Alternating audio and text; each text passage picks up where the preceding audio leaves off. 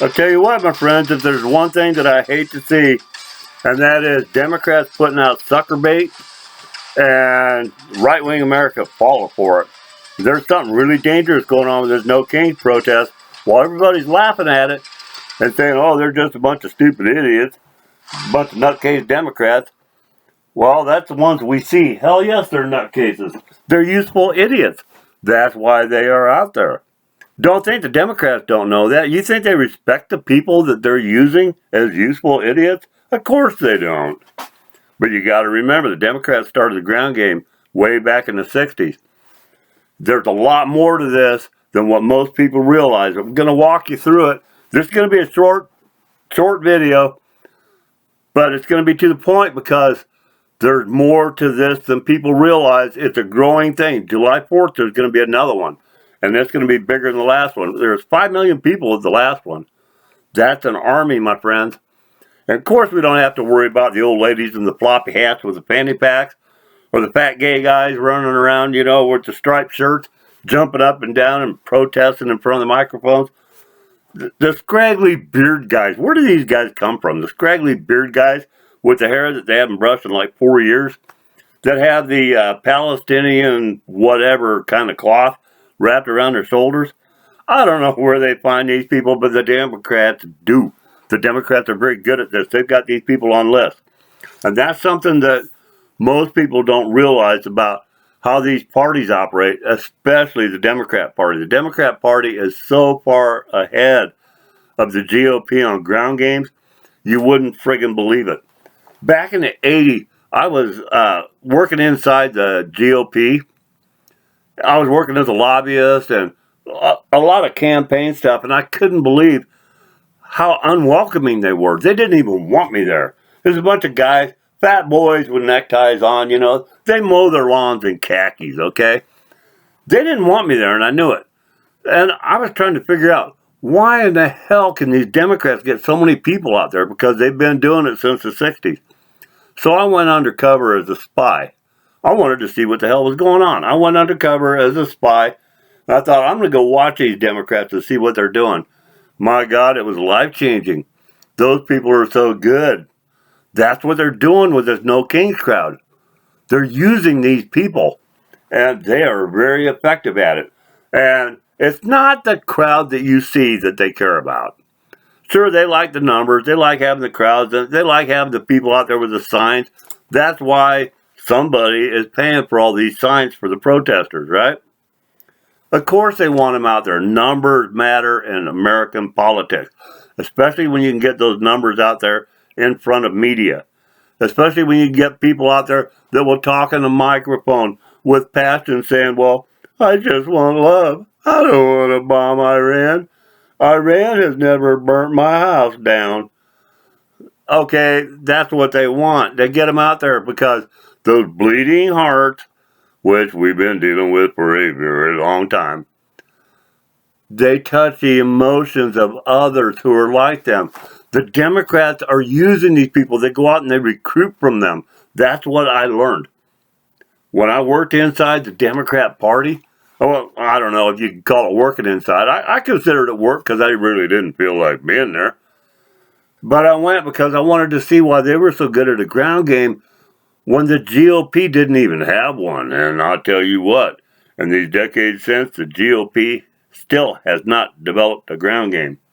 The only ground game we've seen from the GOP was the Tea Party movement, and the GOP shut that down. The GOP and right-wing media, they killed that thing as soon as those midterms elections were over because people were talking about a new party. But these Democrats, I tell you, they are good. What I saw when I went inside there, I showed up at a meeting, right? Here's how it worked out. And this is what they're doing with the No King protest. Because the No Kings, it's not about getting rid of Trump. They know they're not going to get rid of him with a damn protest. Of course they know that. But they want to get out there and say, they want to look at each other virtual signaling. They want to talk to their friends and say, I was out there. Did you see my sign? It's like, oh, yes, Carrie. I was right next to you. Okay. They have a club of this stuff. It's a religion of hate, but it works. And they mask it in love because If you just loved everybody as much as I do, I wouldn't have to hate you for not being me. That's basically the message of these assholes, and it works because that's what they're taught to say. These people don't go out there with their own ideas. Don't you ever wonder why all of these people are saying the same thing? You'll see a protest in San Diego, and they're saying the same things. They're carrying the same signs as the people in Pennsylvania. Well, the right-wing media fools, they'll tell you, oh, it's Soros, because that prevents them from having to think. They don't have to go any farther than that. Remember, they're not trying to tell you the truth. They're trying to sell a show. They're trying to make their airtime profitable. That is the job. That is the contract that they signed up for. They have to make the airtime profitable. It's got nothing to do with providing you the truth, okay? Remember, they tried to stop Trump, okay? The entire Republican Party and a lot of right-wing media tried to stop Trump. Even Rush Limbaugh was out there saying, he's not going to run. Don't pay any attention to him. Go after Ted Cruz because Trump's just doing this for publicity. He doesn't need this crap. He's just going to go out there and play around, get some media attention, and go home. That's what right-wing media does. And people believe it until it changes, and then they go believe the next thing they're told. If you're still here, you're a thinker, okay? The herd sheep are not going to like what I've got to say because it is true. But it's outside the box. If you think inside the box, well, you're a herd sheep. Welcome home. However, these Democrats with this No Kings protest, the only reason they're doing it is because they're recruiting out of that army that shows up there. I have been there. I have seen that. I went to this big thing. They used to have what they call the Tom Harkin steak fry in Iowa, right? Iowa is a hotbed of politics, because of the primary positioning, the caucus, and all that. First in the nation. Everybody on the road to the White House or the Senate seats or whatever, they go through there. It's a big deal. So this guy was having these union paid, by the way, steak fries every year. And I thought, what the hell? I'm sick of these Republicans. I can't even talk to them. They won't listen to me. I want to see how come the Democrats do so well at organizing. So I went to the steak fry. My God, you should have seen it. You go to these Republican banquets, right? Or the meetings or whatever you want to call them. And it's a bunch of guys in suits. And, it's the kind of guys that carry a briefcase to school. They mow their lawns in casual business dress. Yeah, it was a real fun crowd. They got no music playing. They got a little sheet cake, 2 coolers. One has iced tea, one has Kool-Aid, right? That's a Republican meeting. I go to this Democrat meeting, the steak fry, and I could not friggin' believe it. They had bands. They had free food everywhere. And they had a turnout because they'd gone to all the union plants. They'd gone to all their neighborhood activists. They had everybody there, right? A ground game. That's what they're doing with this No Kings thing. They've had that machine built up for 40 years. They have computerized lists of names, addresses, phone numbers. But here's what they do. They get these people in there. Okay, I'm telling you, I've been there. They walked up to me while I was at the steak fry the first time I went. And right away, a bell rang in my head. It's like, damn, these people are good. I'm just standing around talking to people, having a good time. And I'm approached by these people with clipboards. They're really nice folks. Oh, they bend over backwards. They pat you on the arm and laugh. And a lot of pretty girls out there. And they send them out with that stuff every chance they get. And of course, there's little gay guys running around doing their thing. But they come up to you and they make you feel welcome. You belong. That's something you don't get in a Republican meeting. You get rejection. You're not good enough to be here. But trust me, I'm smart. I'm a mover and shaker. Why do you have long hair? Why are you wearing blue jeans? No, you go to the Democrat things and they welcome you. You feel like you belong. That's why they get 5 million people out there. The next one's going to be 10, folks. July 4th, they're going to have another one. It's going to be 10 million people. Because here's what they do. They get out in that crowd. All those people are there and you see them. You see them standing in the street. What you don't see is the people that are running around talking to them, the recruiters. Because they come up to you. My own experience, they came up to me. It's like, what is it you're most mad about with these Republicans? And I had to come up with something just right off the tip of my tongue because, hell, I wasn't. I didn't want to tell them I was mad because they don't have a ground game and I'm here to spy. So I told them I want to save the American farms. And, oh, man, they wrote that down. Then they started asking me about the environment and stuff, just casual conversation, and they're writing stuff down the whole time. Next thing you know, another guy approaches me. And he said, hey, I hear that you're concerned about the family farms. And it's like, oh, shit, these people are good. Look at this. I've been here half an hour. I got on one person's list, and I'm already being approached. The guy tells me they're going to have a meeting. They're going to have a meeting about the family farms and the environment. Because they wanted to keep the poisons out of the ground, right? Of course, those are things people care about. That's how they bait you in. And they tell you Republicans don't care. That's the hate bait. That's what they're doing with Trump now. They find reasons for you to hate him. The hate bait. The bombing of Iran. The mistreatment of the poor people that immigrated here just to commit crimes. And we hate them for that. My God. That's what they do, though. They got the hate bait, right? It builds you anger against the other side, but you feel like you belong. They make you feel like you belong. And they tell me, well, hey, we're going to have a meeting about this. It's nothing fancy. It's just a few of us going to get together. We had a place in downtown Des Moines called Scarpy's. And it was a restaurant. And they said, we're going to be at Scarpy's at 11 o'clock. You know, if you want to come down there, we're going to have free food. We're going to have the place for 2 hours. Free food. You're going to meet a lot of good people. And we can help you with this family farm thing. Free food? Hell yes, I was there. It's like, oh shit, these people are good. I got down there and guess what it was? All the old people and everything, they were gone, right? There was just a little smattering of them. They had focused on us young people. At that time, I was in my early 20s. They'd focused on us. And I'm looking around the room thinking, everybody in here looks like me, except I got calluses and scars. None of them do. There was a lawyer that came in. He was a prominent Des Moines attorney who I wasn't familiar with his name at the time, so I had to research him later. We didn't have Google. I couldn't just sit there and, sum it up underneath the table. But I did do some checking, and he turned out to be a prominent Des Moines attorney. This guy was just casual as could be. And he sits down, he starts talking to us about the Constitution, the legal aspects, and why the Republican Party was doing so bad.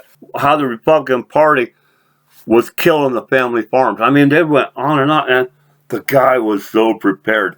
But you got to remember, this guy was not a Democrat official. This guy was not any kind of professional paid activist. He was a guy that was an activist because he was a nutcase, okay? And they've got them. Now, whatever well he had his fingers dipped into, there's something coming back for him. I don't know what it was. Because I wasn't thinking in that frame of mind at the time. I still hadn't realized enough about it. But this guy was so welcoming and so nice, and he just wanted to help. Here comes the information. The guy's got pamphlets. I never got handed a pamphlet in 40 GOP meetings I'd gone to, right? They'd have some shit sitting on the table by their little sheet cake. They'd have a little sheet cake. It's chocolate on one side, vanilla on the other. They're cut into little tiny 2-inch squares. You get a little paper plate and one little flimsy napkin. That and your little glass of Kool-Aid. That was a Republican meeting, right? No, you go to the Democrat meeting and they got coffee and donuts and people are running around serving you. And they're working the crowd. You need anything else? And you just feel so welcome. It's seductive. And I'm looking around and I'm watching these other people my age, right? And they were buying into it, hook, line, and sinker. And I see them separating off into their groups. And there was a couple of abortion groups. That was a real big thing back then. They had a lot of the girls. There was very few black people at that time that were involved, but a lot of young people. And if you look at the crowds today, it's the same thing. And I'll guarantee you, at these No Kings protests, that's what they're doing. It's not about a protest. They don't expect Trump to get thrown out because they're at a No Kings protest. That is the hate bait. They get those people out there. The old ladies that they lure into this shit, they're telling their grandkids, they're telling their kids, they're telling their family, oh, we've got to stop this man. Everything we've lived for is going to be gone because he's going to blow up the planet. They get these old, gullible people. All of them has a social circle. That's one of the things that they do. They encourage you just like these Amway salesmen, right? Oh, you start with your family. Start with your friends. They tell me, hey, if you got any friends that like to come down here, do you have any friends that even care what's going on in our country? Do you know anybody in the farms that wants to see the farm saved? Do you know anybody that really cares about our environment? It's like, well, hell yes, all my conservative friends, because we're all hunters and we don't want all the ducks and deer dead, right? Of course, you can't tell them that. But they bait you with emotion, and it's constant. And they have the teams there, and they have the information there, and they give it to you. That's what the No Kings protest is. While you're looking at these people that are out there waving gay flags, Palestinian flags, and all that, yeah, those are the useful idiots. The Democrats know that as well as you do. Trust me, they know a useful idiot, but they know how to use them. So who runs this shit? We know damn well that AOC, Pelosi, Schumer, and all, Jeffries, my God, that guy's so pathetic. He wants to be an Obama so bad. He wants to be the slick talker, and he flops his hands all over the place like some local guy with a water softener commercial that doesn't know what to do with himself when his grandkids are running around in the background. That's Hakeem Jeffries. That guy's a loser, and they know they got to replace him, but they don't know how you get rid of that damn black guy because, you know, that's a sin. They'll do it. You watch. Hakeem Jeffries is going to get replaced by the Democrats because he's so damn ineffective. But who is telling these Democrats to do this? It was getting funded back in the 80s. It was extremely well organized. I never felt so welcome at a room full of strangers or a party full of strangers as I did at that barbecue. The steak fry. My God, everybody was so nice. They had music playing. Every Democrat meeting I went to, they fed you. It's the welcome in. You're one of us. That make you belong. There's people working these crowds in these No King protests. They don't give a shit if the protest has any success. That is not the goal. The organizers are not there to get Trump thrown out from a protest. The organizers are there to recruit. They want to find the people who have issues. They want to find the people who are passionate about something and want to be active. They will find you and find out what you care about. They will give you the information and tell you how to proceed if you care. Who you should hate, who you should help, ways that you can come in and help the party, things that you can do to stop all the mayhem of a Trump MAGA crowd. That's what they do, and I'm telling you, they're good at it, and it is seductive because you're among friends. That's why you see so many of these fat, goofy chicks, these flat-chested fat chicks with the pants, you know, that are below the belly button, and then their T-shirt is wrapped over the top of their belly because it won't really squeeze in. They got 3 colors of stripes through their hair. You know, any social circle they go to, they don't fit, right? Because they're nutcases. They're jumping around with signs and stuff, but they go there and they are loved and welcome. You know what that means to a person that isn't loved or welcomed anywhere else? They will dedicate themselves to that. They will bring friends. They will find their dumb friends and they will bring them. The losers are welcome there because they're the most devout. They don't belong anywhere else. Hell yes, they'll sign up. You start thinking about that. When you look at these protests and you see the people that are there, what kind of social circle do you think they really have? They don't have one. Their whole purpose of belonging has become the warm friendship they get from being an activist. That's what the recruiters are there for. That is what the No King protests are about. They are recruiting an army. We got 3.5 more years of Trump. They want America ungovernable. The people that run this, and you tell me who that is. You tell me who it was behind all the money that got Biden put in there, okay? You tell me who groomed Obama from the time he was a college student to the time he was president. When you can tell me who those people were, because no one was talking about Soros back then, and he wasn't active in politics. He was screwing countries out of money, okay? There is a big cabal of globalists that is dead set on destroying Western society, and that is why Europe is having the same kind of problems we're having in America. You notice that this doesn't happen in other countries outside of Western society. You don't see them running around in African countries, even South Africa, which, you know, they got some nice buildings. I don't know if you'd call them semi-civilized anymore. But Brazil, Argentina, places where they've got big societal centers with some sort of productive business, they aren't having the same problems we are. Nobody's out there doing the things and marching and fighting for the things that they're doing in America and Europe. There is an international cabal of some heavily funded people that are organizing and working across the pond, across the ocean, with groups on the ground, 50 states of America, and they're in every corner of every place they touch. That's what No Kings is. You saw how effective they were with global warming, okay? All of Europe, all of America got into it, right? It swept both of our land masses faster than COVID.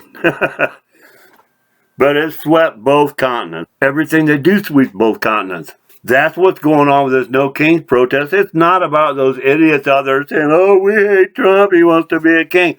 No, they got people on the ground recruiting.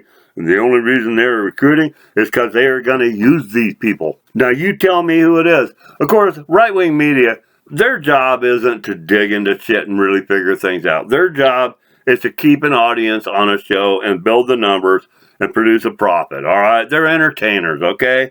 None of them are passionate about what they do. We could get into a whole debate about that, but I can guarantee you, no matter who you tell me it is, I can prove to you not one of them is a constitutionalist. They are not digging into this. I don't know if they know how deeply organized the Democrat Party is. And the party itself, God knows it's a mess. They can't even get friggin' donations. But somebody behind them has the power to organize nationwide protests on a moment's notice. Who the hell are these people? I don't know. I'll guarantee you don't know. Because I live and breathe this shit, and I have since 1979, all right? And I don't know. And I know all these players. I know about the Davos guys, the IMF. I know all of these groups, okay? Bilderbergs, whatever. I've studied all of them. We don't know that. We cannot point at a person who is doing this. So, right-wing media out of convenience, they want to blame it all on Soros. Thank God for them that Soros finally came along. And it's a name that's easy to remember because they give him so much more credit than that guy deserved. Soros did not get rich by just throwing money away. Remember a couple of weeks ago, somebody posted some kind of garbage in social media, and it was a Craigslist ad, and they said, we want volunteers for protests, paid volunteers, $6,500 to $12,500 a week. And man, every conservative I knew was sharing that all over Facebook. Oh, this is what they do. This is George Soros. They thought it was Soros because somebody on the radio, somebody on the TV told them Soros does that. Bullshit. Soros did not get rich by throwing money away on stupid shit, okay? Then it turns out there was a pair of comedians that did this. These guys make a living by punking people. They do it through local radio shows, and, you know, they go to car dealerships and punk people. And they did this, and this is like the grand slam of their friggin' careers. They put out this post saying you get paid $6,500 to $12,500 a week. And it went viral, bigger than anything they did in their normal line of work, okay? Anyway, so Tulsi Gabbard even fell for it. She talked about it. I heard, I didn't see it for myself, but I heard Trump mentioned it once. Soros doesn't pay people that kind of money. But Soros volunteers, they get $65. Normally, the average wage is around $65 for about 3 hours. In the beginning, like back in the day, they were paying $100 to $150. Now, when BLM came up, They were paying some of those people $200, right? And Antifa, some of those people were getting $200, but they ran out of money, right? So they quit all that. When you see these protests, watch for the people in the orange vests that are not the orange. They're like a lime green fluorescent construction or work zone safety vest, right? That's the people that are paid. They're the organizers.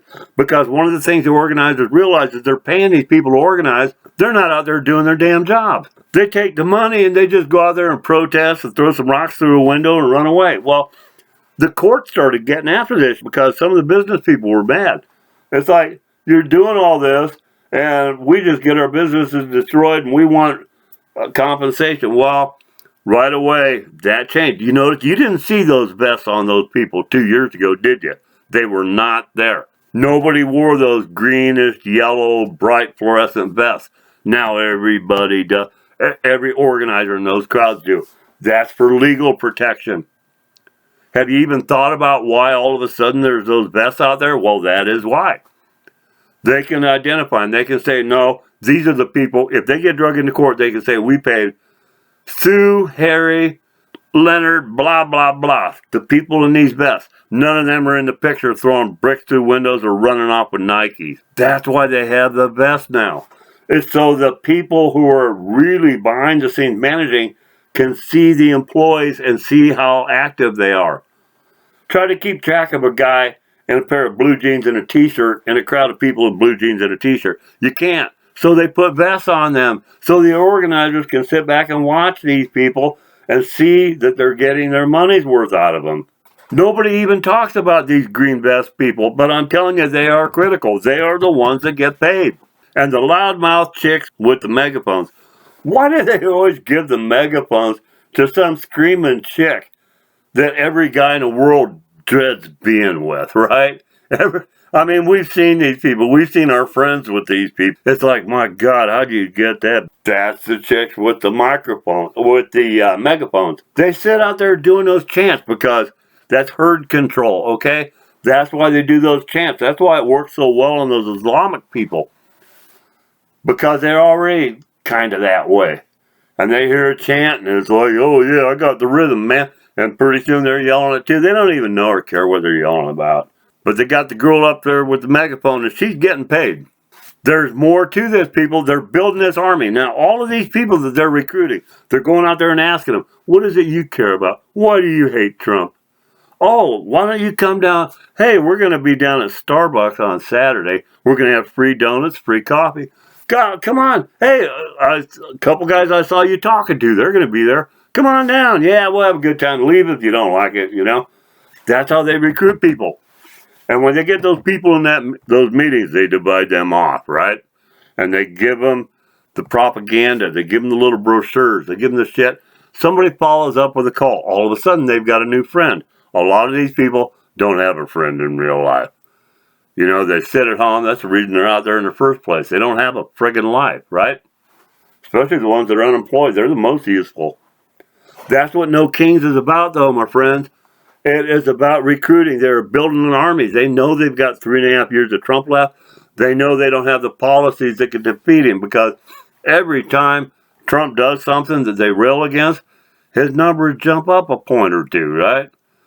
The donor money has fallen away from the Democrats, and that hurts them more than anything you can say. The donor money's fallen away because donors don't pay for things that are ineffective.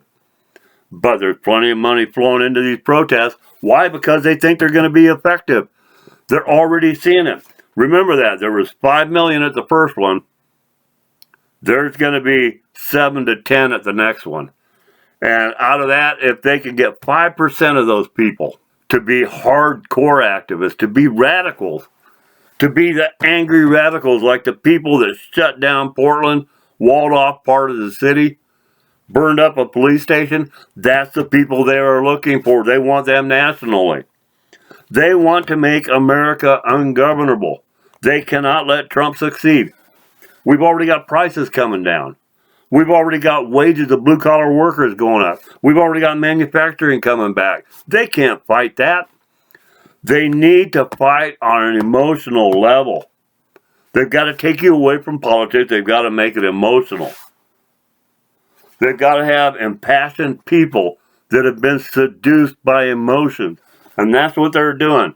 And I'll guarantee you, the next 3.5 years of those people, it's going to get worse. It's going to build. But you remember where it started. You remember what I said about the green vest. You watch those people. Watch the bullhorn bitches. Okay? These Democrats know what the hell they're doing, and we don't know who runs them. Whoever runs them, they're the people that told the Democrat Party to push Pelosi aside and bring in Hakeem Jeffries. Who has that kind of power in the Democrat Party? Who has that power? They had the power to tell Hillary to step aside and let Obama run. My God, Hillary was pretty much close to the peak of her game at the time, and they were able to pull a power play and shove her aside and bring in a guy that they'd been grooming. I'm telling you, there is a force behind this Democrat Party that isn't discussed. There's a shadow power here. Everyone wants to attribute it to Soros because, hey, I heard it on the radio now. I don't have to think. I'll just say it's Soros. No. Hey, look up the Skoll Foundation. Skoll Foundation. You've never heard of them.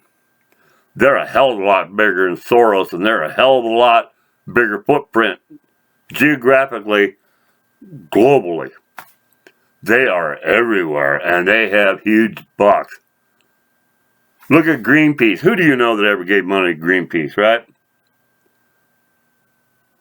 I'm telling you, there's something bigger going on behind the scenes, and it's got huge money. Remember when they had the Occupy movement a while back? They had Occupy Wall Street, then it's Occupy this, Occupy that.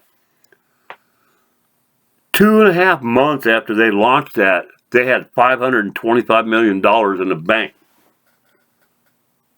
Obviously, some of that money was always from government programs. Thank God for Musk for uncovering that. I don't give a shit what happened between Trump and Musk. Two egos that big are not going to work together. You never see that big of egos working together.